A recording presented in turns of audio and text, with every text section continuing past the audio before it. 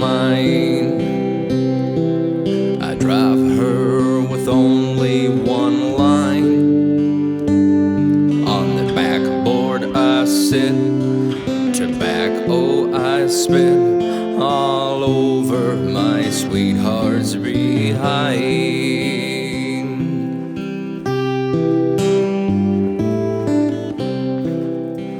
Tapper Light. This is Jeanette Koff, the director of the World Museum of Mining, and I'm here with Michael Koff today in the Orphan Girl Mine. So Michael, why don't you tell us a little bit of the beginning history of this mine? So actually the beginning history of this mine goes back to 1875 as the original claim date of our mine. And as we progressed through the years, we opened up, shut down a couple times depending on the price of the precious metals, primarily silver for us here. Then when we became a museum officially in July 18th, 1965, we started progressing, building in our town. Then eventually we get to 2005, and where we're standing at now, they started adding this. It actually started off as a grant to get people back involved underground. And not long afterwards, Montana Tech, the college right next door to us, took over that program and turned this into their underground classroom, but they call it their underground laboratory. So in the beginning, our tours only came to where we're at about now. We're roughly about 65 feet under the ground right now. And most of the stuff, like I said, students heavily involved at the very beginning, learning to become miners, basically, from everything from the very beginning to mining engineering. Then eventually we get to around 2015, if I recall right, to where if you show up here, you can see our actual portal that we added to help protect the mine. And then eventually a couple of years later, we were able to get down to the 100-foot level to start doing tours all the way down there as well. Yeah, 2017 with a SARTA grant that we were able to dig down there again with the help of the students. So it's been pretty exciting. And of course, this is where we provide underground tours for our guests. Somewhat year-round, we do offer some tours in the winter by reservation if weather and tour guides permitting. Probably get this guide during 2025, 2026 if you do a winter tour. What's behind us here, Michael? Can you talk about that a little bit? So there's a few things happening back behind us. Right off the bat, this piece of equipment here is actually called a post drill because it's mounted to a post. Then one of the key things always catch our visitors' attention when we look down there. We have a sign that says bad air, keep out. And there's actually no bad air down here. It's just a sign that would have been in some of the underground mines here in Butte. So yeah, there were bad air underground in some of our mines. And everyone always thinks that we use canaries in our mines here in Butte. That's actually incorrect. Those were used in the coal mines back east. So this is just a short drift that as it progresses back, the students are going to come in and we're going to rehab this portion here. What we mean by that is anywhere that we have our cribbing, the chain link fence and stuff, and rock bolts, different types of rock bolts, we need to make sure that we have it all protected in there before we take anybody into the space.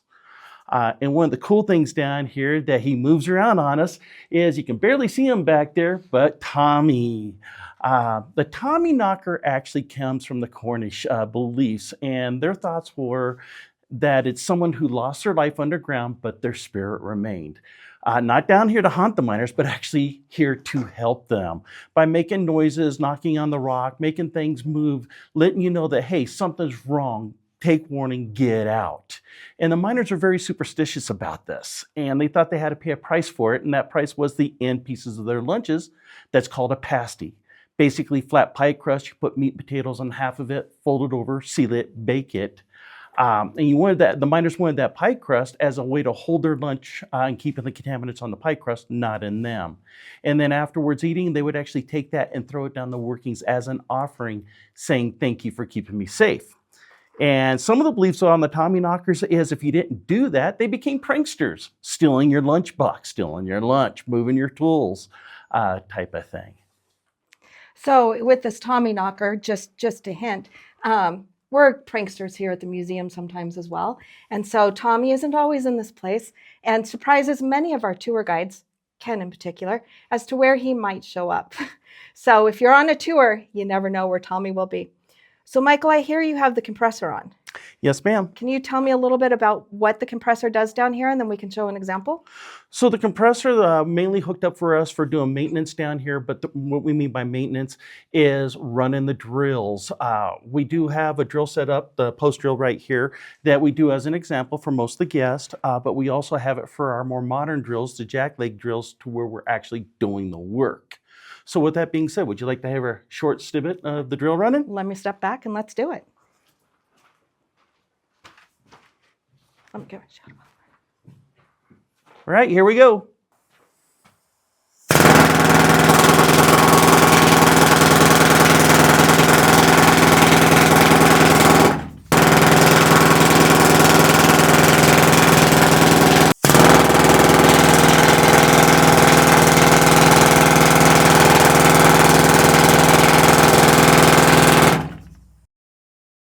You know a little bit of the history of the Powers posters, don't you? Jim Powers, Yeah.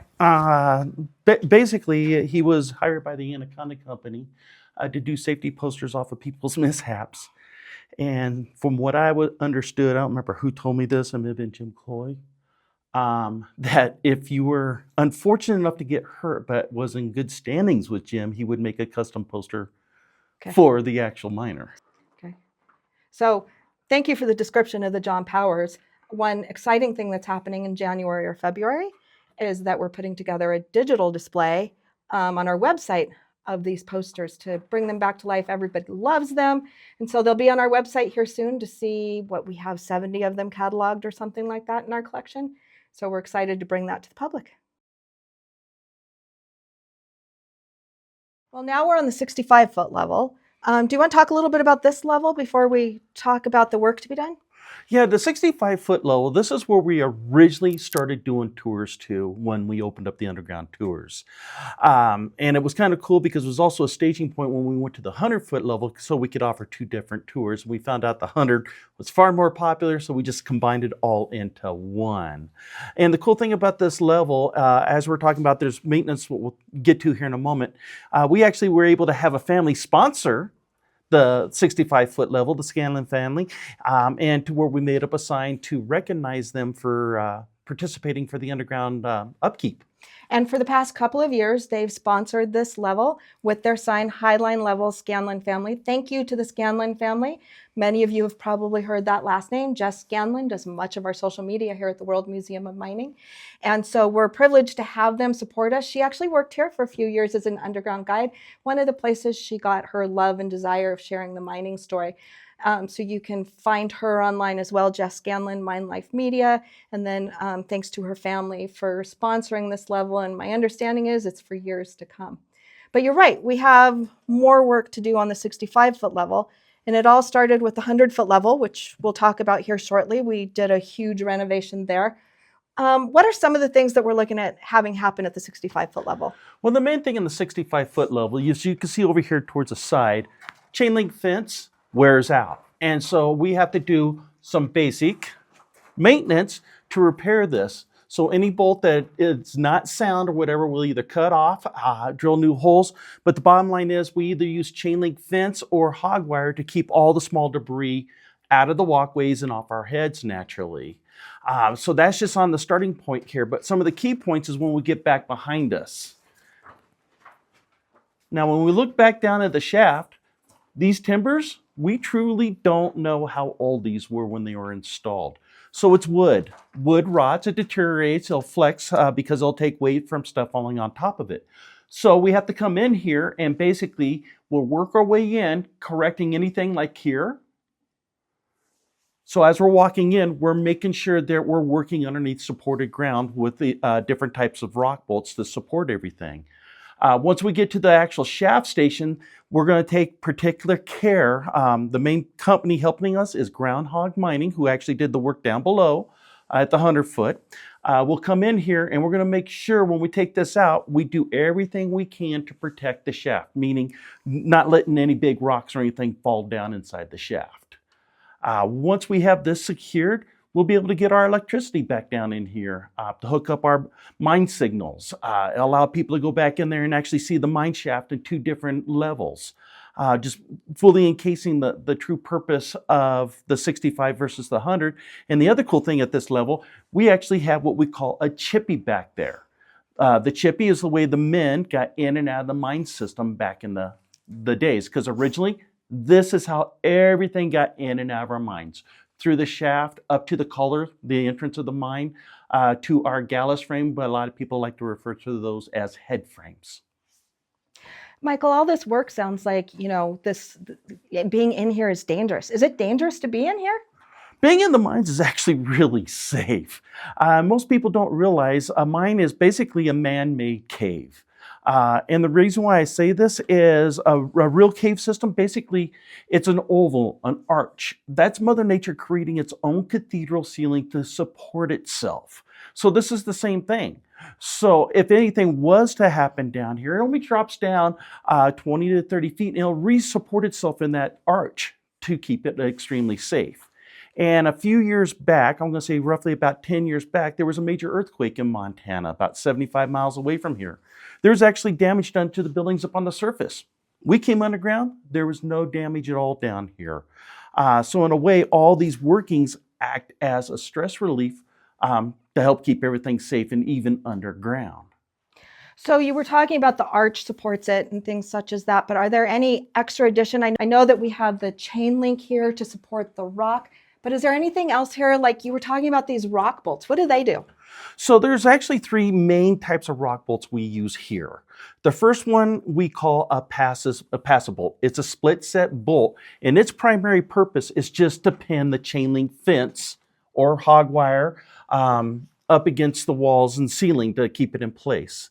If we're not 100% sure on the quality of the ground, we think it's a little bit loose and we want to add additional insurances, we'll use rebar.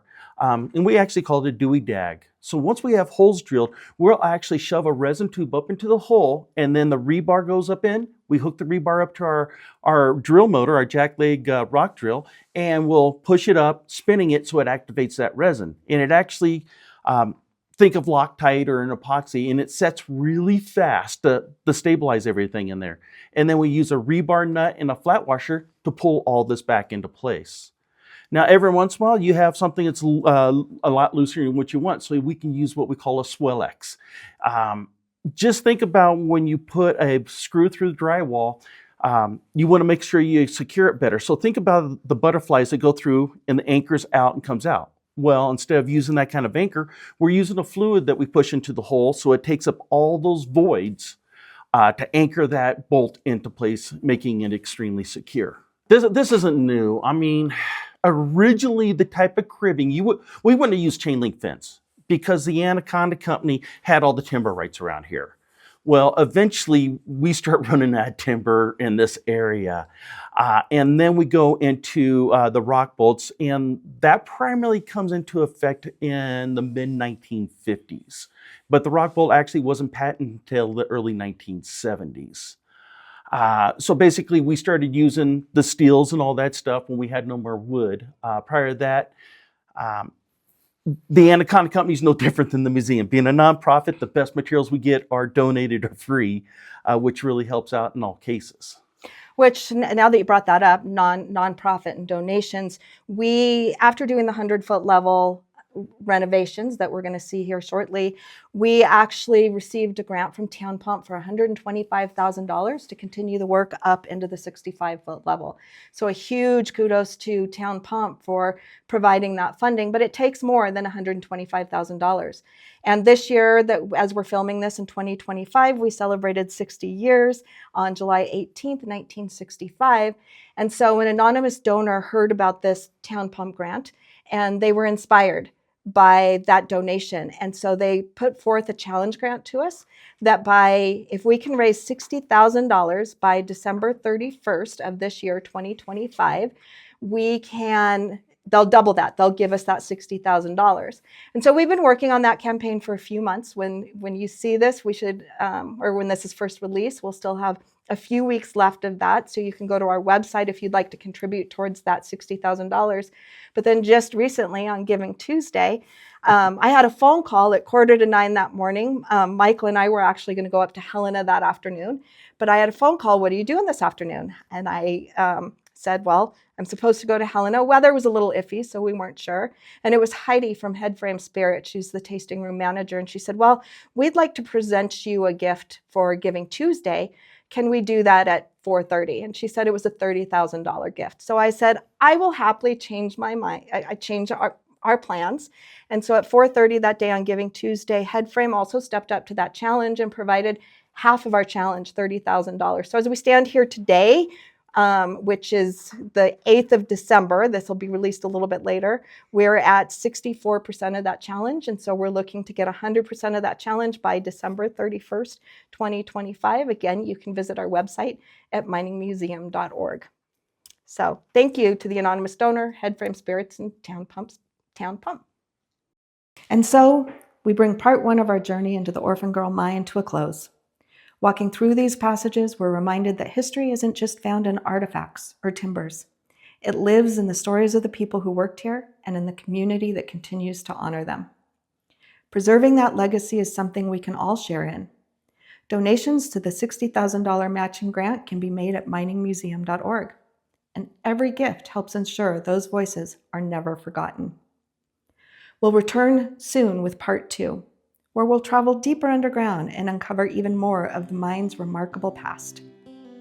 Until then, thank you for listening to Drifts and Tales, and for being part of this story. Topper Light. My sweetheart's a mule in the mine. I drive her with only one line. On the backboard I sit, tobacco I spit all over my sweetheart's behind.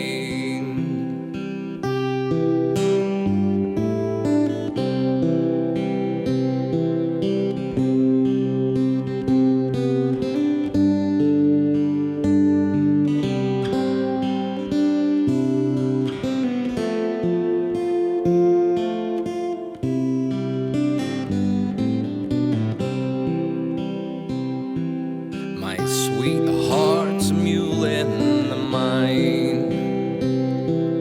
I drive her with only one line. On the backboard I sit, tobacco I spit all over my sweetheart's behind.